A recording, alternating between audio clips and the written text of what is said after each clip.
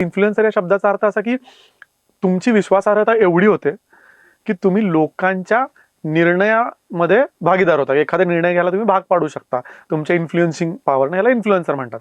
मग तुम्हाला ज्यावेळी 10,000, 20,000, 30,000, 1,00,000, 10,00,000 फॉलोअर्स होतात त्यावेळी लोक विश्वास ठेवायला लागतात की इतके लोक फॉलो करतात तर त्यांची विश्वासार्हता आहे. आता इन्फ्लुएन्सरमध्ये बरेच प्रकार असतात. टेक्निकल भाषेत बोलायचं नॅनो इन्फ्लुएन्सर, मायक्रो इन्फ्लुएन्सर, जे मिलियनच्या वरती आहेत त्यांना मेगा इन्फ्लुएन्सर म्हणतात. पण आणखी एक गोष्ट सांगायचा मुद्दा असा की हा जो ओढा आहे फेमस होण्यामागं किंवा इन्फ्लुएन्सर बनण्यामागं त्यामध्ये बऱ्याच वेळेला पैसा किंवा मॉनिटायझेशन हा वर्ड जो डिजिटल मार्केटिंगमध्ये बऱ्याच वेळेला ऐकला जातो हा हेतू खूप लोकांचा असतो.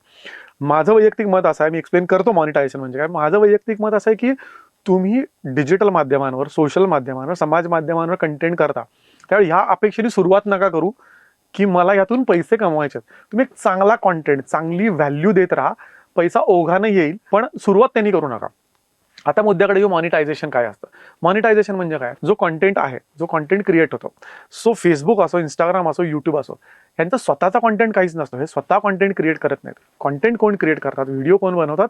तुमच्या माझ्यासारखे लोक आणि आपण सगळे मिळून कॉन्टेंट क्रिएट करतो.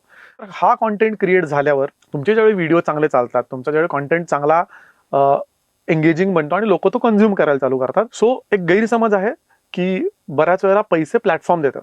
पैसे कुठलाही प्लॅटफॉर्म देत नाही. पैसे हे ॲडव्हर्टाईज करणाऱ्या कंपन्या ह्या प्लॅटफॉर्म्सला देत असतात. म्हणजे एखादी कंपनी आहे, शेविंग ब्रँडची कंपनी आहे, त्या कंपनीनी एक ॲड दाखवली व्हिडिओवर आणि त्यांनी जर 10 पैसे, 20 पैसे जर त्या ॲड दाखवण्यासाठी खर्च केले तर त्यातले साधारण 50%, to be precise it is 55-45, साधारण 50% तुम्हाला कंटेंट क्रिएटरला मिळतात आणि अर्धे पैसे साधारण प्लॅटफॉर्म आपल्याकडे फीज म्हणून ठेवतो.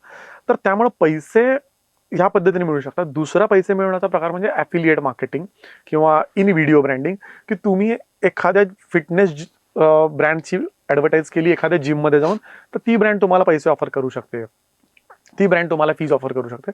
सो ह्या अनुषंगाने पैसे मिळू शकतात, पण हे तुमचं एम नसलं पाहिजे. फेमस होण्यामागे एम नसलं पाहिजे. व्हॅल्यू ॲडिशन, लोकांना काय पाहिजे आहे ते देत राहा.